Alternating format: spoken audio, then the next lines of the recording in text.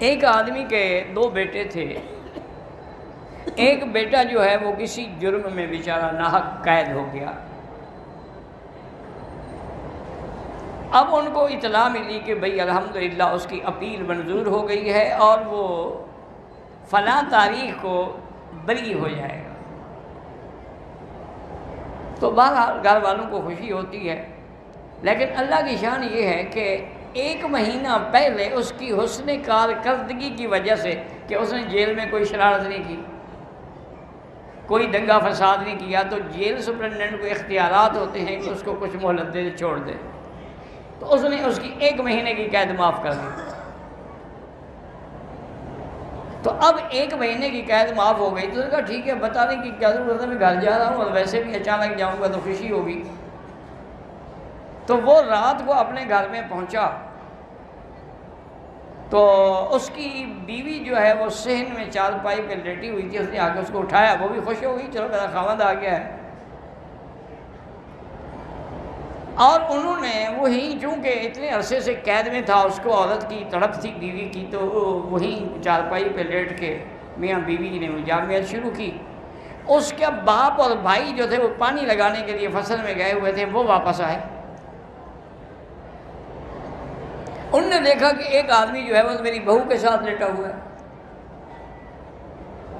یہ تو تصور بھی نہیں تھا نا کہ میرا بیٹا ہو سکتا. انہوں نے کہا وہ تو 1 مہینے کے بعد آئے. تو اس کے ہاتھ میں کسی تھی نا، وہ کسی ماری گردن کاٹ دی. جب گردن کاٹ کے سامنے آئی تو حیران ہو گیا، تو میرا بیٹا ہے.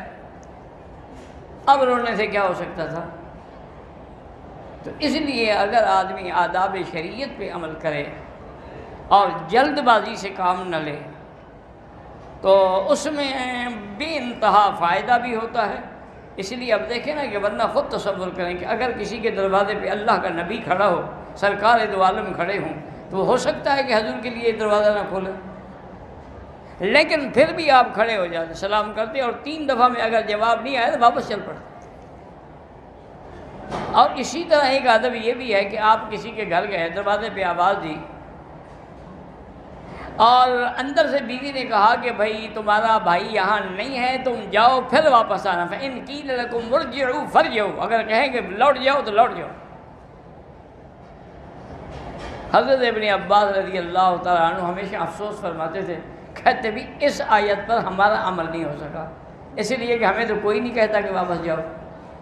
کوئی کہے واپس جاؤ تو ہم واپس جائیں نا، تو لہٰذا یہ آیت تو ہمارے عمل سے رہ گئی. اس لیے ہمیشہ آداب شریعت جو ہیں اس کے اندر اللہ تبارک و تعالیٰ کی کروڑوں حکمتیں ہیں، اور اس میں اللہ تعالیٰ کی کروڑوں رحمتیں ہیں. اگر انسان شریعت پہ چلے تو 1000 برائیوں سے بچ جاتا ہے.